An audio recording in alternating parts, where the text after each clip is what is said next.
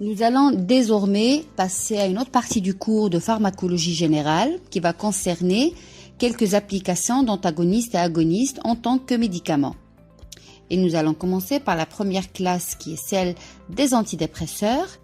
Et tout d'abord, nous allons définir la dépression qui est en fait un ensemble de symptômes ou un syndrome qui associe une intensité variable de la dépression de l'humeur qui est exprimée généralement par la tristesse, l'anédonie, c'est-à-dire la perte de plaisir liée à l'existence, un ralentissement psychomoteur qui va donc de la fatigue à la stupeur, qui va certainement clouer le sujet ou le patient au lit.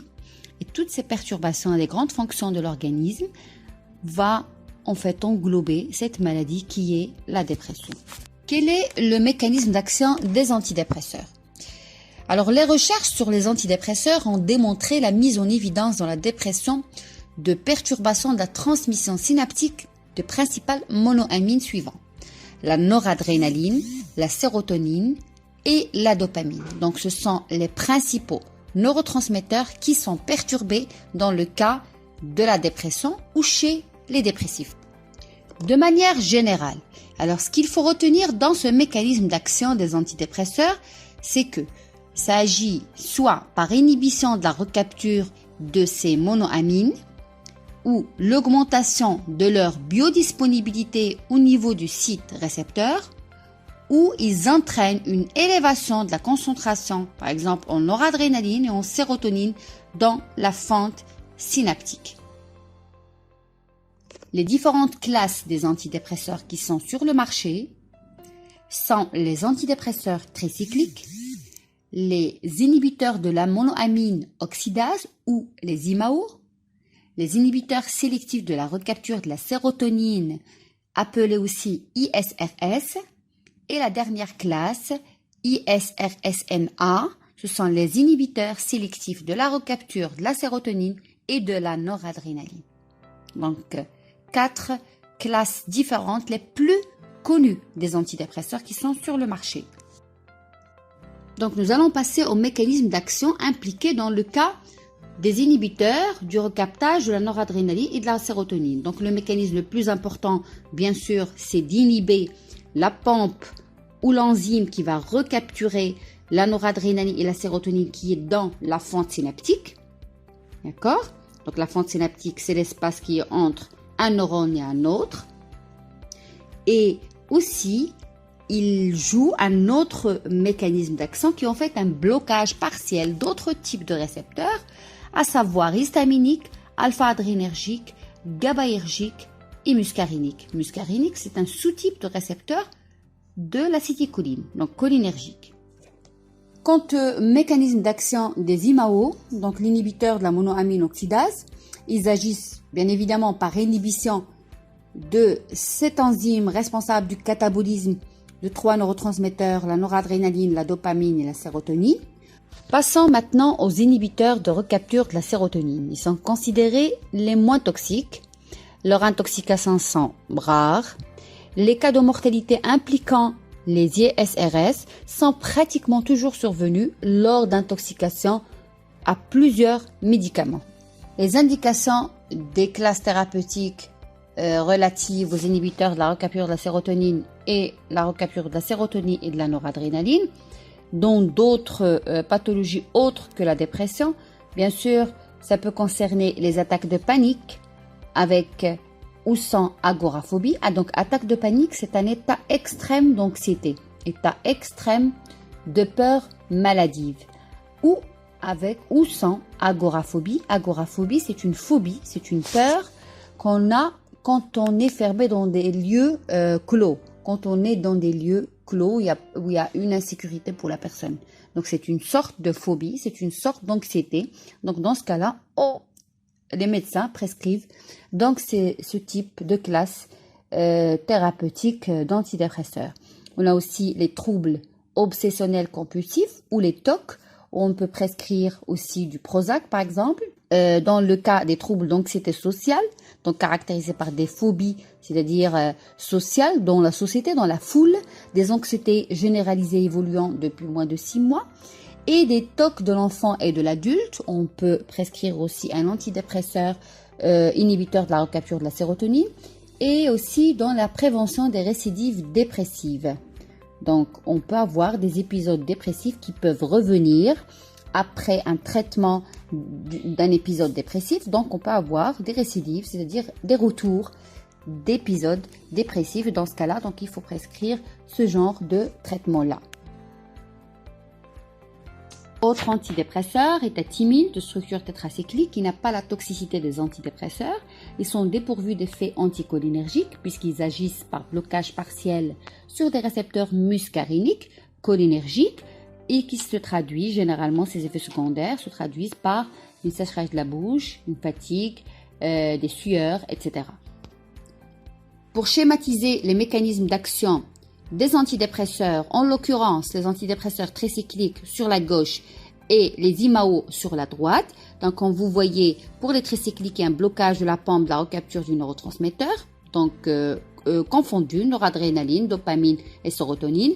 Et pour les IMAO, donc c'est un blocage de l'enzyme qui détruit les neurotransmetteurs, les mêmes dont on a parlé, donc la noradrénaline, dopamine et sérotonine.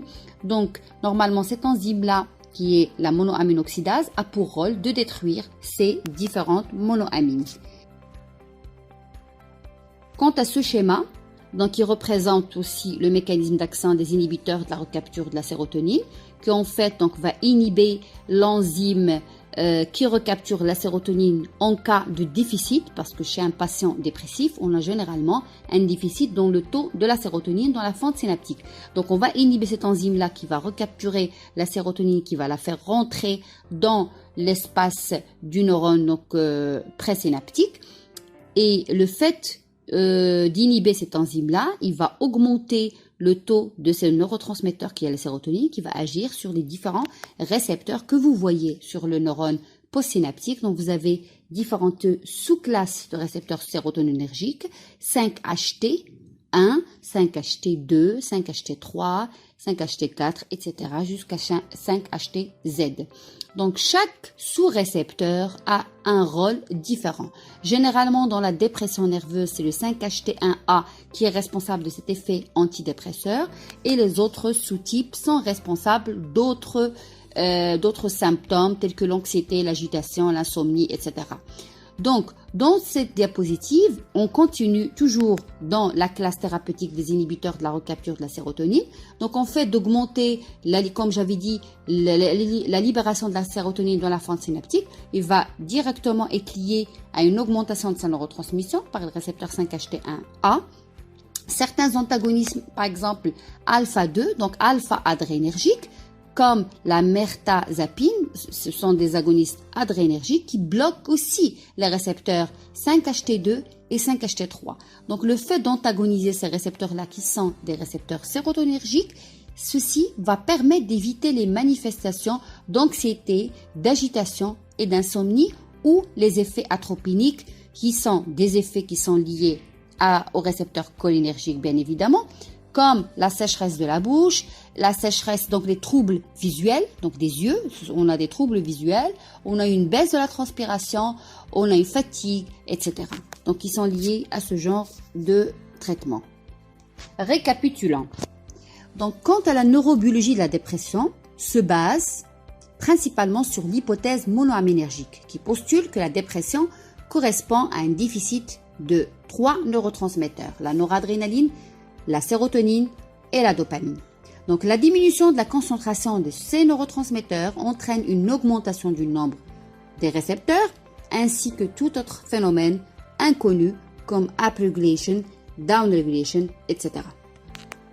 Dans le cadre de la récapitulation, bien sûr, les mécanismes d'action des antidépresseurs, ça pourrait être une inhibition de leur recapture par des inhibiteurs de la recapture de la noradrénaline et de la sérotonine, par inhibition de leur dégradation, c'est les IMAO, donc inhibiteurs de la monoaminoxydase, ou par inhibition des mécanismes endogènes de rétrocontrôle dont on a parlé, downregulation ou upregulation. Nous allons passer maintenant aux récepteurs adrénergiques, donc leur distribution, leur classe et sous-type. Et nous allons voir ceci en détail dans la séance des travaux pratiques. relatives à l'effet des substances pharmacologiques sur le muscle. Donc, on va voir le muscle cardiaque, le muscle squelettique, le muscle lisse, etc. Et l'effet des substances, notamment adrénergiques, cholinergiques, leur agonistes et antagonistes. Donc, on va voir ceci en détail dans la séance des travaux pratiques prochainement. Cette diapositive montre la synthèse des catécholamines, la noradrénaline, la dopamine et l'adrénaline. À partir d'un acide aminé qui est très important, c'est la tyrosine, qui a un groupe phénol, une fonction hydroxylacide, et qui est synthétisé à partir d'un autre acide aminé qui est la phénylalanine. Donc en fait, cette tyrosine, sous l'action de la tyrosine hydroxylase, va nous donner la dopa, et sous l'influence d'une autre enzyme qui est la dopa décarboxylase, on a la dopamine comme résultat. Cette dopamine-là va se transformer en noradrénaline, qui en fait juste en ajoutant une fonction hydroxyle par la dopamine bêta-hydroxylase et en méthylant par une autre enzyme la phényléthanolamine N-méthyltransférase, donc un ajout de fonction méthyle à la noradrénaline, on a ce qu'on appelle l'adrénaline. Donc en fait, noradrénaline veut dire que c'est une adrénaline qui est privée en fonction méthyle. Donc il n'y a pas de fonction méthyle sur cette noradrénaline. C'est pour ça que ça s'appelle la noradrénaline. Et en ajoutant cette fonction, on a le neurotransmetteur de l'adrénaline. La noradrénaline, donc dans le préfixe nor, ça veut dire privé de méthyle, comme j'avais déjà mentionné dans l'ancienne diapositive.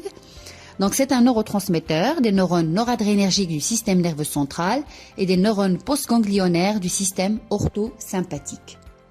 Sous l'effet de l'influx nerveux, les terminaisons sympathiques libèrent la noradrénaline, donc le neurotransmetteur adrénergique qui existe au niveau du système nerveux central, c'est la noradrénaline. Quant au périphérique, c'est-à-dire au système nerveux périphérique, il y a les deux, la noradrénaline et l'adrénaline, qui sont libérés par le centre de la surrénale, donc le milieu de la surrénale, c'est ce qu'on appelle la médullo-surrénale. Ce sont des glandes qui sont au niveau ou qui coiffent le rein. Donc le rein des deux côtés. Donc on a deux surrénales, dans la médullo-surrénale et la cortico-surrénale. Dans la fente synaptique, la noradrénaline et l'adrénaline vont soit atteindre les récepteurs adrénergiques pour produire les effets physiologiques, soit être recaptés ou être dégradés. Donc, on reste dans le même mécanisme d'action, comme on l'avait déjà mentionné dans la classe thérapeutique des antidépresseurs. Quant à la dégradation des catécholamines, donc il y a bien sûr après activation des récepteurs adrénergiques ou dopaminergiques, donc il y a des enzymes qui interviennent dans la dégradation des catécholamines, comme la COMT ou la MAO.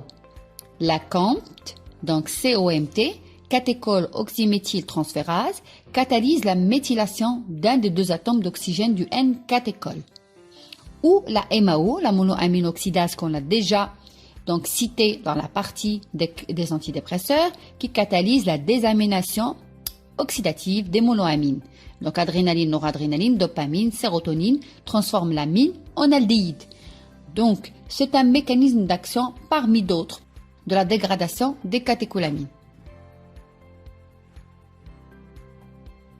Les récepteurs adrénergiques sont appelés aussi alpha et bêta adrénergiques. Donc pour les alpha, ils ont un effet de type constricteur, sauf au niveau de l'intestin, c'est-à-dire qu'ils sont, on va dire, ils vont rétrécir tous les muscles à part l'intestin. Au niveau des récepteurs bêta, ils ont plus un effet relâchant ou relaxant, sauf au niveau cardiaque où on a bien sûr une accélération cardiaque suite à l'activation de ces récepteurs-là. La stimulation des récepteurs alpha donc, va engendrer des effets périphériques et des effets centraux. Du moment qu'on parle d'un effet périphérique et central, c'est-à-dire que le récepteur alpha existe au niveau des organes périphériques et au niveau du système nerveux central. Quant aux effets périphériques des récepteurs adrénergiques, on distingue deux types de récepteurs alpha 1 et alpha 2. Le alpha 1 sont postsynaptiques Ils interviennent dans la prise en charge en cas d'hypotension, donc en cas de baisse de la tension artérielle. Donc, ils jouent un rôle dans la vasoconstriction, dans la contraction des branches, dans la contraction utérine. Quant au récepteur alpha-2 présynaptique, généralement, ça diminue la libération de la noradrénaline. C'est le cas de tous les récepteurs présynaptiques. Ils ont un rôle dans la diminution de la synthèse du neurotransmetteur. C'est le cas de tous les neurotransmetteurs.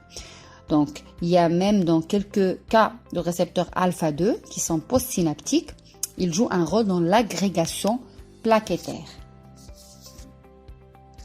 Pour les effets centraux, la noradrénaline agit positivement sur l'humeur. C'est normal, donc c'est un des neurotransmetteurs qu'on a étudié au niveau de la dépression nerveuse.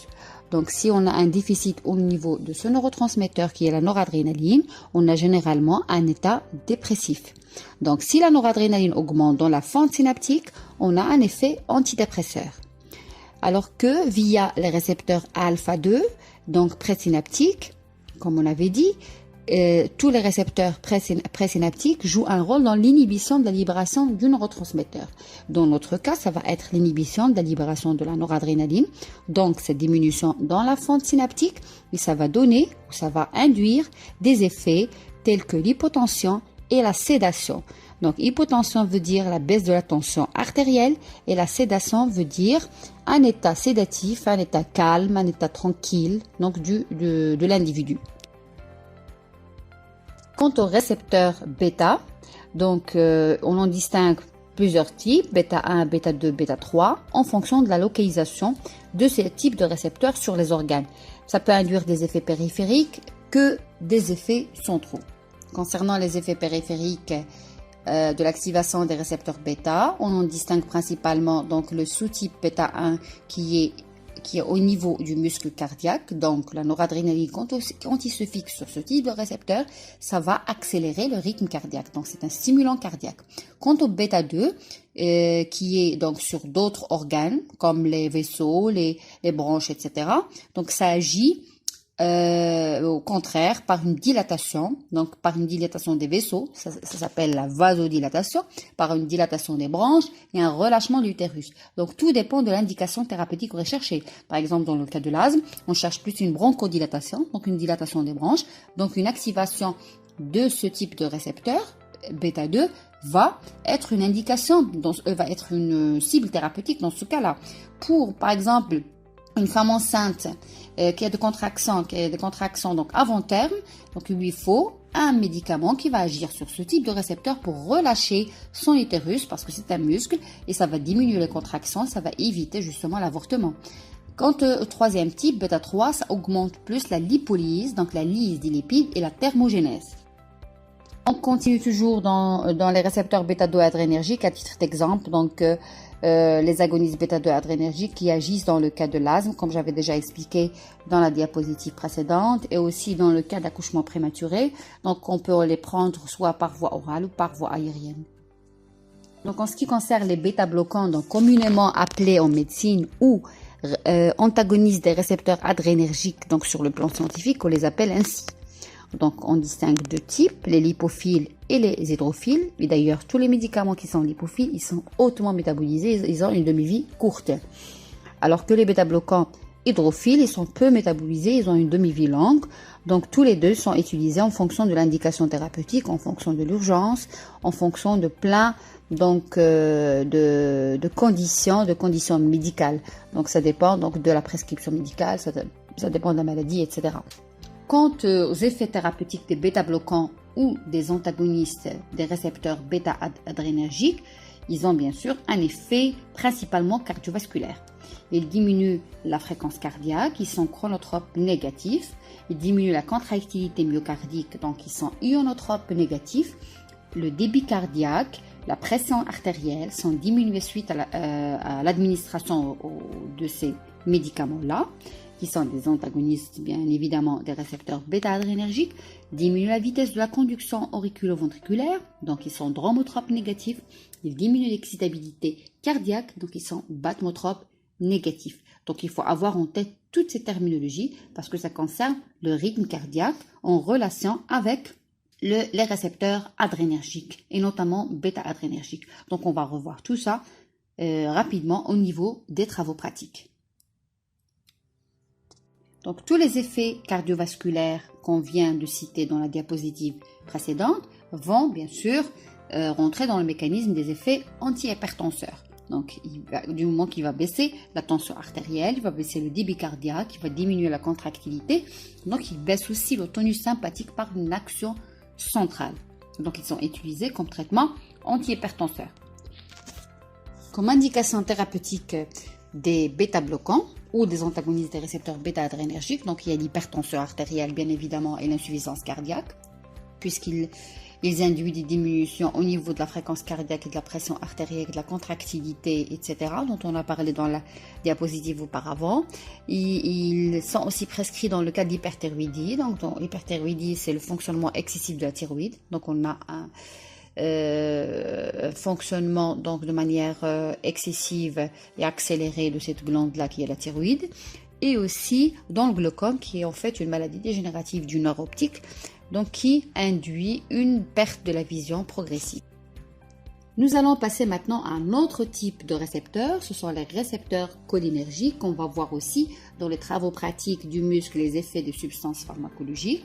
Donc le neurotransmetteur par excellence des récepteurs cholinergiques, c'est bien entendu l'acétycholine, la fameuse substance qui a été découverte après la stimulation du nerf vague, ce fameux nerf vague qui est parasympathique par excellence. Donc cette stimulation provoque la libération de cette acétycholine. Donc ça a été identifié, ça a été découvert en 1926. Concernant la biosynthèse de l'acétycholine, donc il faut de l'acétyl-CoA, qui est en fait l'acide coenzyme A, c'est la forme activée de l'acide acétique, qui est produite dans la mitochondrie à partir du pyruvate. Il faut de la choline, qui peut être exogène au niveau de l'alimentation ou endogène par hydrolyse des phospholipides ou par hydrolyse de l'acétycholine libérée dans la fente synaptique. Et la choline acétyltransférase, donc c'est une enzyme qui est synthétisée dans les corps cellulaires. Pour ce qui est de la dégradation de l'acétycholine, une fois l'acétycholine est libérée dans la fente synaptique, soit il va se lier au récepteur membranaire pré- ou post-synaptique, soit il va être hydrolysé par une enzyme, l'acétylcholinestérase, en choline et acétate. Alors ces deux substances vont être recaptées ou recapturées par la terminaison nerveuse par un mécanisme actif, c'est-à-dire par un transport actif. On peut augmenter la durée de vie de l'acétycholine dans la fente synaptique comme application thérapeutique de certaines maladies, en l'occurrence l'Alzheimer, et ceci se fait via, bien sûr, un médicament. Ce médicament-là va être, dans ce cas de l'Alzheimer, un agoniste inverse, c'est-à-dire un inhibiteur de cette fameuse enzyme qui est l'acétylcholinestérase. Donc en l'inhibant, en inhibant cette enzyme-là, ça va pas dégrader l'acétycholine en choline et acétate, donc ça va laisser l'acétycholine intacte au niveau de la fente synaptique. Il y aura l'effet. Voilà, donc c'est une application thérapeutique dans le cas des récepteurs cholinergiques parmi d'autres.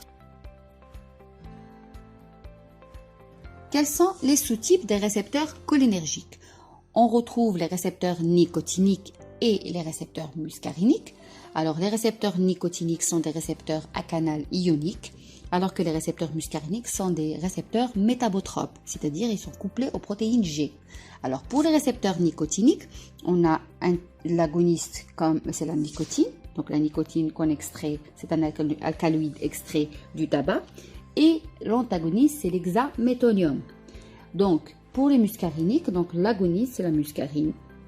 Et il y a plusieurs sous-types. Ça va de M1 jusqu'à M5 pour ce type de récepteur. Alors, pour ce qui est des effets pharmacologiques de l'acétycholine, via les récepteurs nicotiniques, donc on retrouve au niveau des ganglions du système nerveux autonome.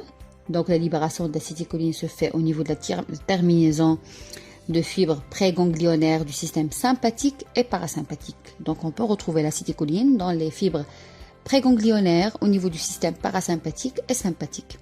Au niveau de la jonction neuromusculaire, donc la stimulation d'un nerf moteur va libérer l'acétycholine de la jonction neuromusculaire qui va induire la contraction musculaire. Donc ceci, vous allez le voir au niveau des travaux pratiques de manière détaillée. Alors donc la stimulation du nerf entraîne donc un potentiel d'action qui va être véhiculé dans l'axone du nerf moteur jusqu'à la terminaison nerveuse. Ceci va induire bien sûr une dépolarisation de l'influx de calcium, il y aura libération d'acétylcholine par exocytose, et après, donc l'acétylcholine va se lier sur le récepteur et entraîne un flux d'ion sodium dans la cellule qui va entraîner la dépolarisation suffisante pour avoir une contraction musculaire. L'acétylcholine libérée dans la membrane synaptique est hydrolysée, comme on l'avait déjà expliqué, par la fameuse enzyme qui est l'acétylcholine estérase. Donc, les anti-acétylcholine estérase peuvent être utilisés aussi dans la myasthénie. Donc, on a parlé de l'Alzheimer, qu'on peut augmenter le taux de l'acétylcholine de la fente synaptique. Et au niveau de la jonction neuromusculaire, qui est un effet périphérique, on peut aussi appliquer des antagonistes cholinergiques qui peuvent être utilisés dans le cas de la fatigue musculaire. C'est la myasthénie ou fatigue musculaire. Pour le deuxième type des récepteurs cholinergiques de type muscarinique, on les retrouve donc au niveau du cœur, type 2, ils vont induire une bradycardie, donc un ralentissement du rythme cardiaque. Et au niveau des vaisseaux, ça va induire, donc après activation de ce type de récepteur, une vasodilatation. Et au niveau des muscles lisses, donc le troisième type des récepteurs, sous-type des récepteurs muscariniques, va induire au contraire donc une contraction, surtout au niveau des intestins. Donc chaque sous-type de récepteur cholinergique et principalement muscarinique va induire au niveau d'un organe par rapport à un autre, donc un effet différent. Au niveau central, ce type de récepteur muscarinique agit de manière positive sur la mémoire, sur l'apprentissage, et il a un intérêt très important et très crucial dans la maladie d'Alzheimer. Donc il y a beaucoup de prescriptions médicales dans le cas d'Alzheimer, donc de tout ce qui est en relation avec la mémoire et l'apprentissage. Quant aux agonistes cholinergiques, donc on en distingue deux, agonistes directs et agonistes indirects. Les agonistes directs sont ceux qui agissent directement sur le récepteur de l'acétylcholine, donc la pilocarpine, par exemple, qui agit sur le récepteur muscarinique. C'est un médicament qui est utilisé dans le cas du glaucome. Donc, le glaucome, c'est une maladie dégénérative qui touche donc le nerf optique et qui induit une baisse de la vision progressive. Il y a aussi de la nicotine qui agit sur le récepteur nicotinique. C'est un médicament qui est utilisé aussi dans le cas du sevrage tabagique. Donc, pour arrêter de fumer, ils utilisent de la nicotine comme substance de substitution au tabac. La deuxième catégorie des agonistes, les agonistes indirects, donc ils augmentent le taux endogène de l'acétylcholine. Donc ils n'agissent pas directement sur les récepteurs cholinergiques, mais ils agissent indirectement sur ces récepteurs-là. Comment est le mécanisme d'action de ces agonistes indirects? Soit ils augmentent la synthèse d'acétylcholine, soit ils augmentent la libération d'acétylcholine par les fibres cholinergiques, soit ils diminuent la dégradation d'acétylcholine via les anticholinéstérasiques, qui bloquent la cholinestérase, donc cette enzyme qui détruit l'acétylcholine. Ce sont des inhibiteurs réversibles. Inhibiteurs irréversibles de ces médicaments-là, ils ne sont pas utilisés dans la thérapeutique. Comme tous les antagonistes muscariniques, particulièrement l'atropine, il a des effets bien sûr anticholinergiques, à savoir la sécheresse de la bouche, de la peau, les tachycardies, la constipation, augmentation de la tension intraoculaire, donc c'est contre-indiqué dans le glaucome. Donc tous ces effets secondaires de l'atropine sont communs à tous les anticholinergiques. On peut aussi donc retrouver d'autres classes thérapeutiques dans les antagonistes muscariniques, et notamment les antinauséeux, donc antinausées, comme la scopolamine, scopoderme, comme patch. Ils ont des effets périphériques identiques à l'atropine et des effets centraux, à savoir sédatifs et tranquillisants. On a aussi un effet bronchodilatateur et d'autres effets antispasmodiques que j'avais déjà cités dans la diapositive précédente.